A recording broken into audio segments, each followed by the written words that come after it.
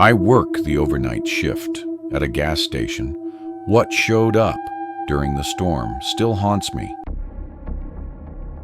I work overnights as a gas station clerk in our small town. Our station is located off the highway that leads out of town, and so usually most of the cars and trucks that come by are on long drives across the state. This makes most night shifts that I work to be unpredictable. Sometimes there would be a lot of cars and trucks coming through, but other times it would be mostly empty. This night was definitely on the slower side, but still had some cars stopping by every once in a while. Thankfully, to keep me busy, my boss had left me a bunch of tasks to get done during my shift. I had to reset one of the shelves, which meant taking everything off and repositioning the racks, then placing everything back. It's not hard or complicated, but just time consuming an hour into the night. I heard some thunder in the distance. In checking the forecast, it said it was going to start storming soon. So I paused what I was doing and quickly went outside to take care of the trash bins, so I wouldn't have to do it later while it was raining. While I was out there, I saw a car's headlights in the dark about a quarter mile down the road. They were parked, but there was nothing out there other than large, empty fields. It could have been nothing, or a flat tire possibly, but I went on with my work and got back inside. Not too long after, it started pouring outside. I continued on working on the shelves, but as the storm got worse, I had to actually lock the entrance doors because the wind kept swinging them open. Nobody had come into the store all night anyway, and now, with the storm, there were barely any cars out either. While I locked up, though, I saw that the headlights were still out by the field and hadn't moved. This kept my mind occupied for the next little while as I worked. But then, through the rain, I heard the door shake louder than usual. I turned around, seeing a guy with his face right up to the door and staring right at me. He looked probably in his early 40s, wearing a hood over his head and having a very tired look. I unlocked the door and opened it for him, making a comment about the bad weather, but he ignored me. The guy just stood there and looked at me as water dripped from his face. Then he walked past me and started walking through the aisles like a normal shopper. Really confused by the way he was acting, I just went around the counter and waited for him to be done shopping. He walked around for a few minutes, glancing over at me a couple times before walking out the door. I don't think he stole anything either. He just walked around and then left. Considering the weather, that was really unusual and had me almost creeped out in a way, wondering why he even bothered coming inside. I looked out the window and saw the man walking past the gas pumps and out to the road. Then he stopped on the corner and waited. A moment later, the headlights down the road started moving, coming toward the gas station and stopping right next to the guy. While I watched, the front doors started swinging open again, reminding me to go over and lock them. I then watched from the door as the guy started walking back toward the gas station and the car followed, driving into the parking lot. They parked by the front and another man got out of the car. And then both of them came walking up to the door. The first man pushed on it as if expecting it to have still been unlocked, but instantly got angry when it didn't open. I was only a couple feet from the door, but he still banged aggressively on it while looking right at me.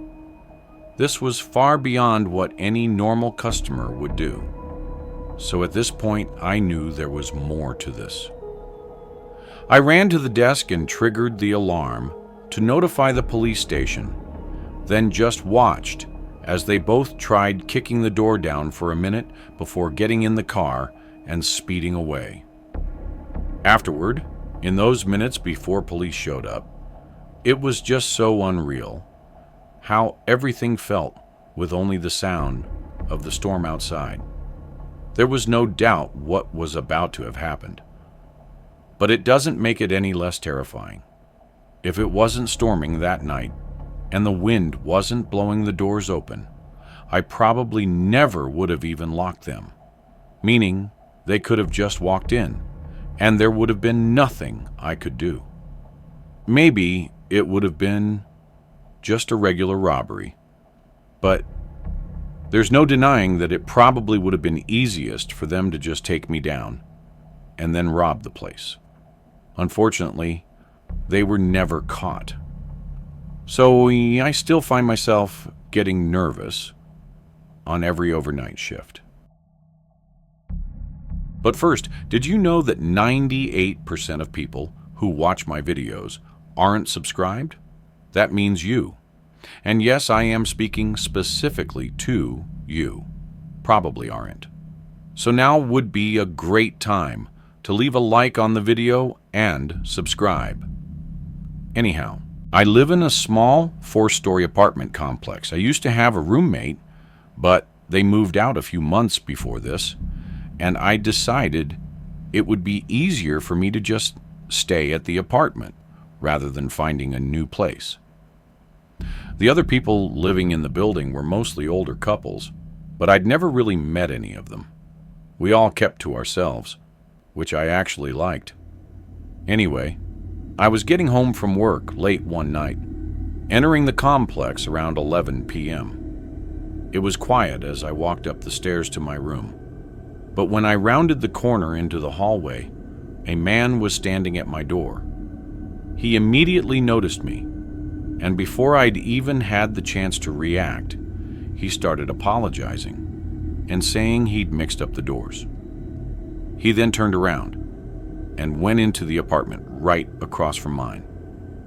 I'd never met him before or even seen him, but seeing that he lived in the unit across from me, I figured maybe he did actually mix up the doors, especially if he'd just moved in. It was still really weird, though. I didn't know why he would just be standing outside of the door if he did think it was his, or why, when he saw me, he suddenly knew that he was at the wrong door. Whatever the case, I went inside and locked the door behind me, not sure what to make of the scenario. It was so late, and I was really tired, so maybe I should have been more worried than I was. But I just didn't have the energy to think about it. I made a quick meal, then sat on the couch for a bit and watched some TV. About 30 or so minutes went by until I heard something outside my door. It was just a quiet shuffling sound, but it sounded almost like it was up against the door. I got up and went over, listening for a second before opening it. No one was there. I then stepped into the hallway and looked down, not seeing anyone, but heard footsteps going down the stairs. I went back in and closed the door. Maybe I was overthinking it now, but I started thinking that the man could have leaned against my door to listen into my apartment. It would explain the shuffling sound I heard and how Knew to leave as soon as I started walking up. Again, I could have just been imagining the worst-case scenario, but I was definitely more shaken for the rest of the night. I didn't get in bed until 1 a.m., but I fell asleep soon after. Nothing else that I know of happened that night or in the morning. I went to work and again got back to the apartment around 11. Walking in, I was a bit more cautious than the night before. I walked up the stairs and looked down the hallway, but no one was at the door. Still, for some reason, I got a strange feeling seeing the hallway empty, and I didn't know why. I quickly went inside and locked the door behind me, only to turn around and be face to face with the man from last night. He was standing in the doorway to my bedroom and immediately started telling me to be quiet and do as he says, trying to direct me into the living room. I took my chances, turning back around and trying to get the door open, but the man grabbed my arm and started to pull me back just when I got it open. I yelled as loud as I could as he tried covering my mouth, but being unsuccessful, he let me go. As I ran down the stairs, I heard him leaving as well. I went straight to my car, driving away and calling the police. When they got there, the man was gone. Of course, I told them that he lived in the room across from mine, but it turned out to be a vacant unit. The man, whoever he was, didn't even live in the building. I don't know how he got into the building, or into both mine and the vacant room, but clearly he had access that he shouldn't have. What he wanted to do by breaking into my apartment and waiting for me is something I hope to never find out firsthand. With him still being out there, though, all I can do is pray he wasn't targeting me in particular. This happened a few months ago. I'm 32 and live in a small house alone. It was one of my days off of work, so I was at home trying to relax and enjoy the day. It was about 4 p.m., and I had just started cooking dinner when a knock came from the front door. I put everything down and went up to the front. There was a man standing on my porch, and behind him was a small gray van parked on the curb. I opened the door. "How can I help you?" The man had a delayed reaction, but then said he was doing free home inspections in the neighborhood and wanted to offer me a free inspection for my house. The whole time he was speaking, though, it wasn't even like a typical salesperson. He said it all in a monotone voice and with just a blank expression. Even if he was normal, though, it seemed kind of sketchy, so I said I was okay and closed the door. I went back to the kitchen and continued cooking, but after a few minutes, I started getting a really weird feeling about that man that came to my door and what he was up to. I walked back up to the front to make sure he'd driven away, but when I looked out the peephole, the man was still on my porch. He looked spaced out, staring at the door and not moving. By now, I was sure there was something wrong with him. Maybe he was drunk or high, or just not all mentally there. But what he was actually doing at my house, I still didn't know. Not wanting to take any risks, I went back to the kitchen and called the police to report the strange man staying outside my house. They said an officer would arrive in a few minutes, so I went back and kept watching the man. About a minute later, though, he walked off my porch and into his van, then drove away just before the officer made it. The timing of that was unfortunate, but at the end of the day, I was just happy he was gone. I gave a description to the officer just in case, then went back to trying to enjoy the rest of my night. At least a couple hours passed, with no more conflict. It was 8 or 9 p.m., and I was resting in my bed on my phone. But through the open window, I heard the rattling sound of an old vehicle pulling up and parking outside my house. Once I heard someone getting out, I quickly went out to the window. It was that same old van, but I didn't see the man anywhere. He must have rushed away as soon as he got out. Again, I quickly got my phone and called 911. But after reporting it, and just as I hung up, there was a loud thump downstairs. It felt like I could almost feel the walls shake a little, so I knew the man was likely trying to break in. I opened my bedroom door and went out into the hallway, then looked down the staircase and tried to listen. It was now eerily quiet. I walked down a few steps and looked around. All of the lights were off, but I saw the curtains by one of the windows slightly swaying in the wind. I looked closer, seeing the window had been forced open. My whole body tensed up as I tried to control myself, knowing the man was likely somewhere in my house right now. I carefully and quietly went back up the steps, then hid in the bedroom closet. I didn't hear anything until a few minutes later when 2 officers knocked on the front door. I ran down and let them in, but still we didn't hear anyone trying to run away or anything.